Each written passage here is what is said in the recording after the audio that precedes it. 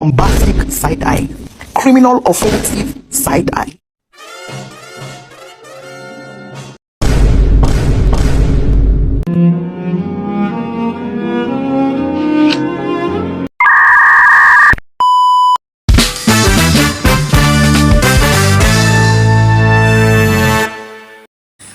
Halo guys, perkenalkan nama saya Calvi Rizky Rudiana. Kali ini saya akan mempresentasikan tentang pengelolaan lingkungan perairan. Sebelumnya, kalian tahu nggak sih apa itu pengelolaan lingkungan perairan? Yuk, aku jelasin. Pengelolaan lingkungan perairan adalah upaya terpadu untuk merencanakan, memanfaatkan, dan melestarikan sumber daya perairan.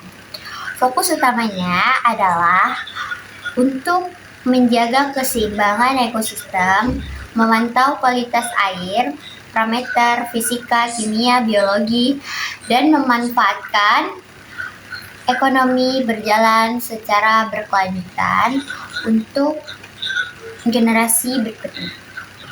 Pengelolaan lingkungan perairan adalah upaya sistematis, terpadu, dan berkelanjutan untuk merencanakan, memanfaatkan, memantau, dan melestarikan ekosistem laut serta pesisir. Tujuannya adalah untuk menjaga keseimbangan ekologis, mencegah kerusakan, serta menjamin pemanfaatan sumber daya secara bijak untuk kesejahteraan manusia.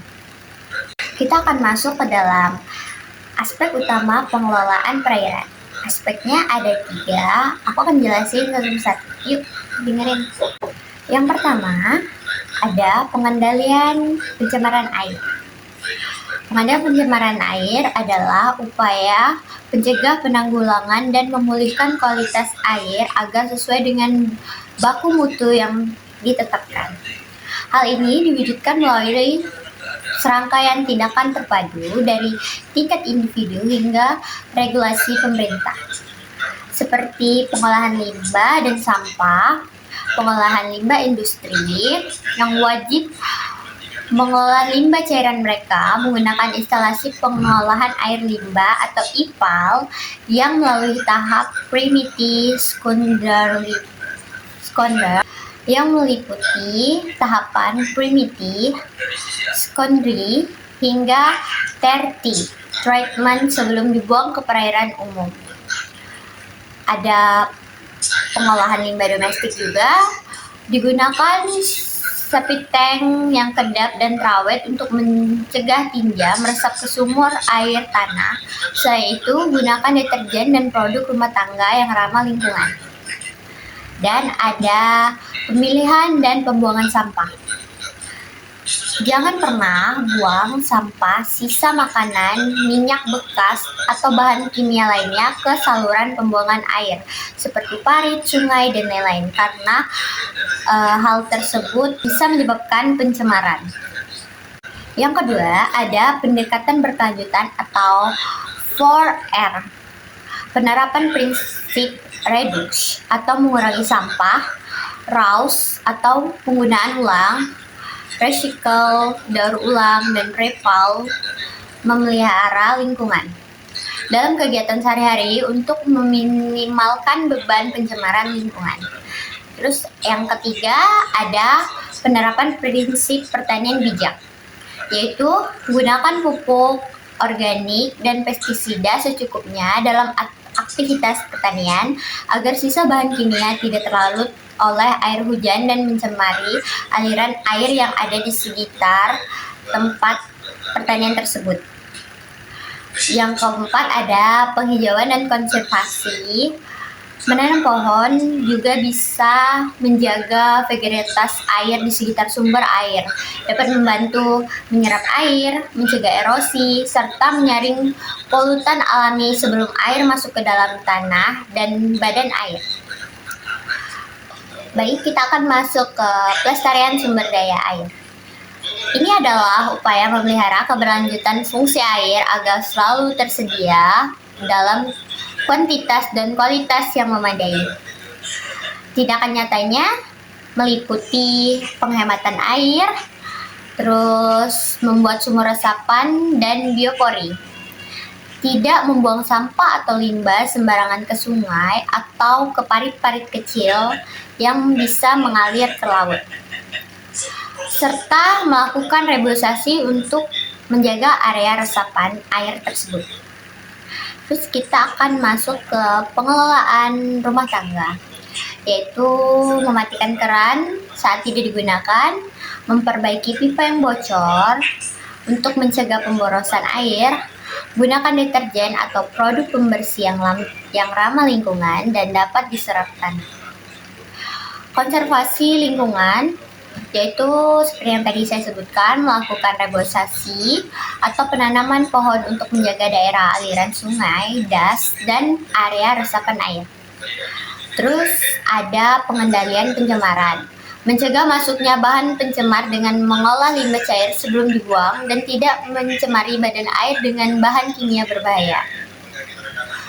Terus ada menjaga kualitas fisik untuk membersihkan saluran air dan sungai secara berkala dan menjaga fungsi ekosistem akuatik tetap berjalan dengan baik. Pelestarian air ini sangat krusial untuk mencegah kekeringan, menjaga ketahanan pangan dan energi, serta memastikan Macam tak betul je budak ni. ketersediaan air untuk generasi ini dan generasi mendatang. Oke, kita akan membahas poin ketiga atau poin terakhir dari yang tadi sudah kita jelaskan. Kita akan masuk ke pengelolaan wilayah pesisir dan pulau-pulau kecil atau biasa disebut dengan WP3K. Ini adalah upaya terpadu dalam perencanaan, pemanfaatan, pengawasan, dan pengendalian sumber daya pesisir berdasarkan Undang-Undang Tahun 2007 nomor 27. Pengelolaan ini bertujuan untuk menjaga ekosistem berkelanjutan dan kesejahteraan masyarakat. Proses ini diatur menggunakan dokumen tata ruang dan perizinan. Ada 4 pilar pengelolaan WP3K, yaitu yang pertama ada planning atau perencanaan. Penyusunan rencana zonasi wilayah pesisir dan pulau-pulau kecil RZWP per 3K per K. Dokumen ini membagikan perairan menjadi zona pemanfaatan umum, kawasan konservasi, kawasan strategis, nasional, dan alur laut. Yang kedua ada pemanfaatan atau utilization.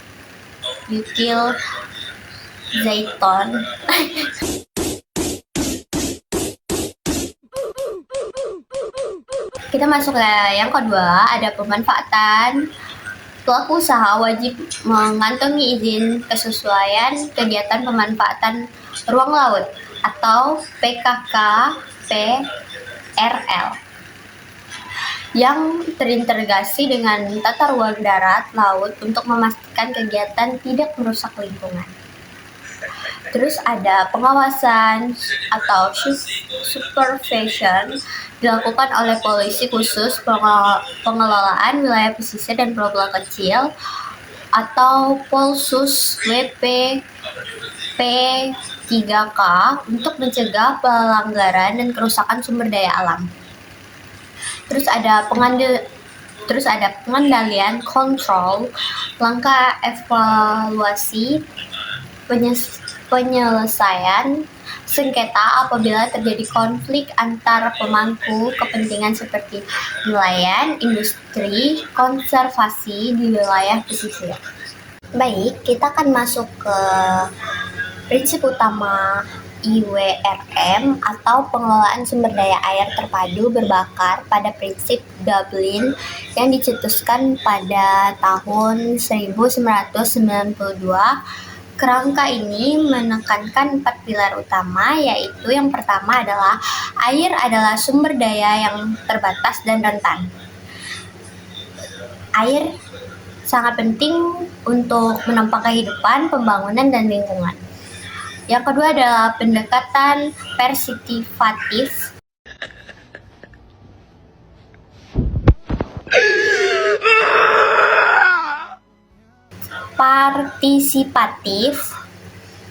Pengelolaan air harus melibatkan seluruh pemangku kepentingan, termasuk pengguna, perencanaan, dan yang membuat kebijakan di tingkat.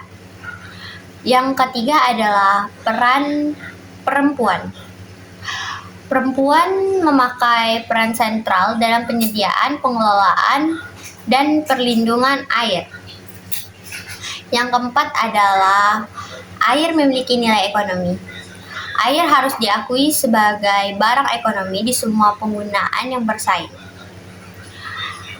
Pendekatan ini menyelaraskan pengelolaan air, lahan, dan sumber daya terkait secara terkoordinasi untuk memaksimalkan kesejahteraan sosial ekonomi tanpa mengorbankan keberlanjutan ekosistem. Oke, kita akan lanjut ke slide selanjutnya, yaitu definisi AMDAL. Sebelumnya, kalian tahu nggak sih apa itu definisi AMDAL? Jadi, AMDAL itu adalah kajian yang mengenai dampak penting suatu usaha dan kegiatan yang direncanakan pada lingkungan hidup yang memerlukan bagi proses pengembalian keputusan tentang penyelenggaraan usaha atau kegiatan. AMDAL menjadi instrumen penting dalam persetujuan lingkungan suatu proyek untuk memastikan bahwa dampak terhadap lingkungan, perairan, udara, dan sosial telah dikaji secara menyeluruh sebelum kegiatan dimulai.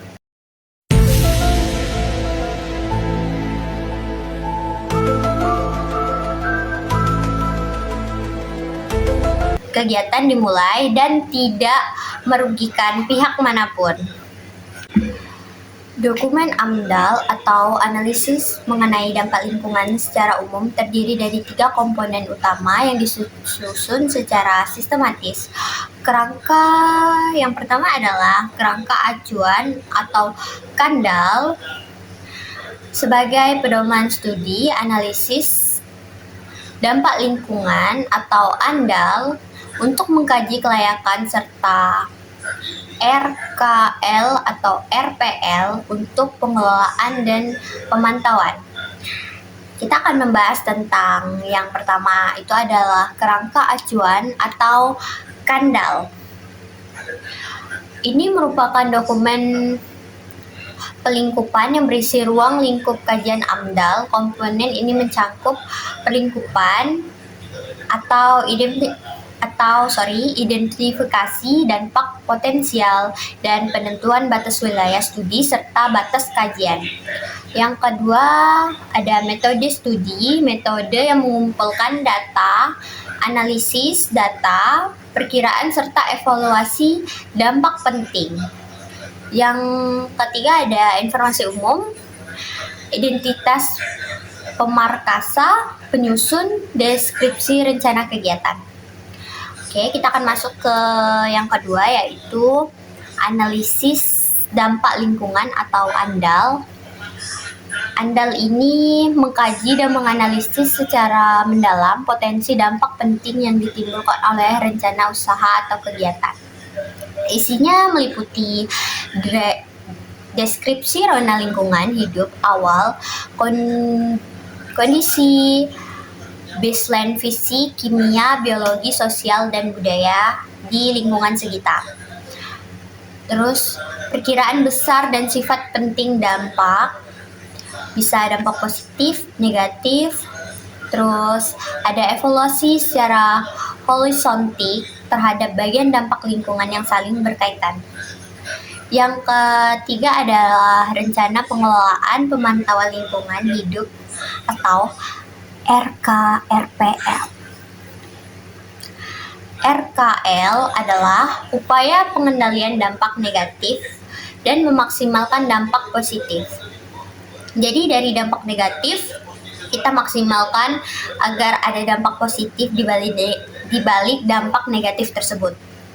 Terus yang RPL adalah jadwal dan metode pemantauan secara berkala terhadap komponen lingkungan yang terkena dampak. Misalnya terkena dampak negatif kayak pencemaran dan lain-lain. Itu masuk ke RPL. Setelah itu, kita akan masuk ke pencemaran air memicu kerusakan ekosistem yang melumpuhkan rantai makanan akuatik secara bersamaan. Penurunan kualitas air memicu kerugian finansial masif, khususnya bagi nelayan dan sektor pariwisata lokal yang mengandalkan perairan bersih untuk mencari nafkah atau mata pencarian dan relaksi. Dampaknya terhadap biota air adalah penurunan oksigen terlarut, yaitu limbah organik dan zat kimia memicu pertumbuhan alga berlebih yang menyerap oksigen air dan menciptakan zona mati yang mematikan bagi ikan. Jadi, kalau lautnya banyak limbah, itu akan... Wait guys, kita minum kopi dulu.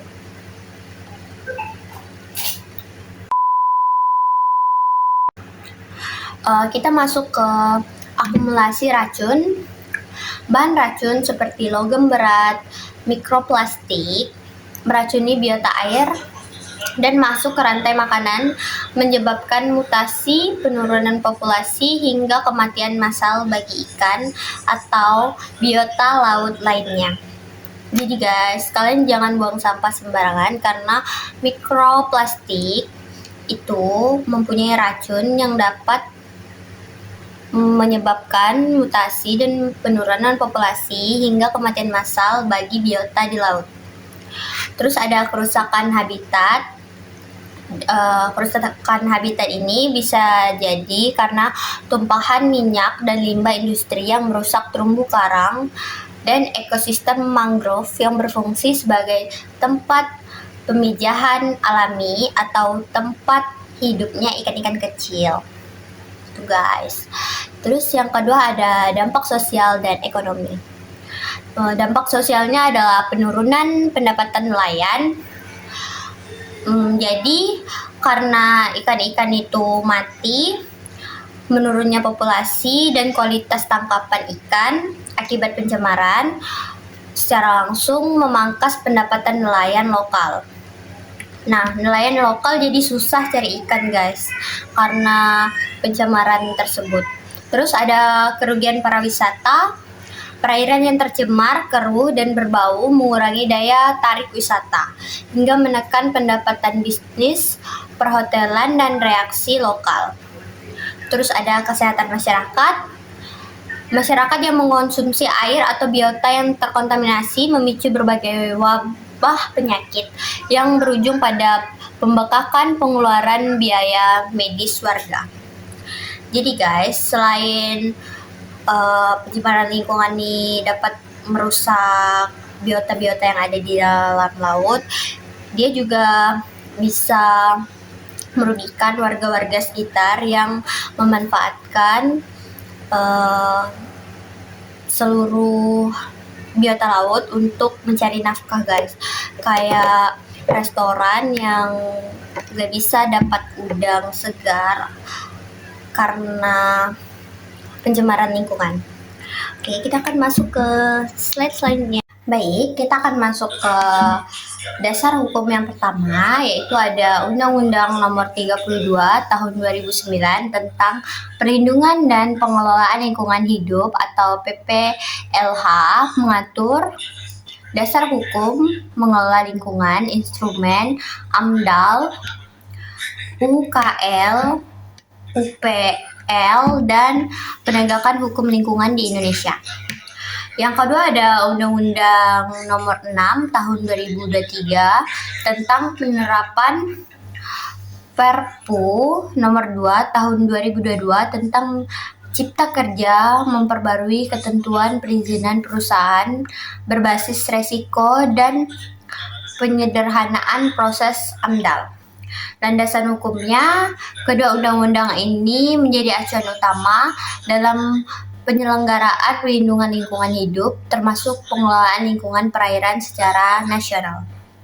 Ada dasar hukum yang kedua, yaitu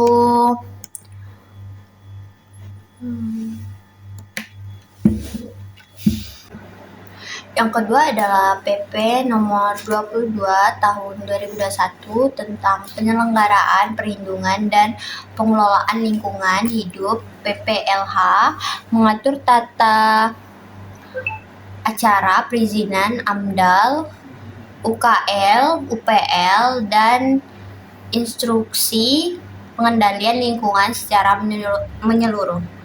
Yang kedua adalah PP nomor 38 tahun 2011 tentang sungai, mengatur pengelolaan, pemanfaatan, dan perlindungan sungai sebagai sumber daya air yang fatal bagi kehidupan dan ekosistem perairan. Tujuan regulasinya adalah menjamin kepastian, melindungi keberlanjutan ekosistem sungai dan pesisir, serta mendorong pembangunan berkelanjutan yang bertanggung jawab. Oke, sekian dari Orang mau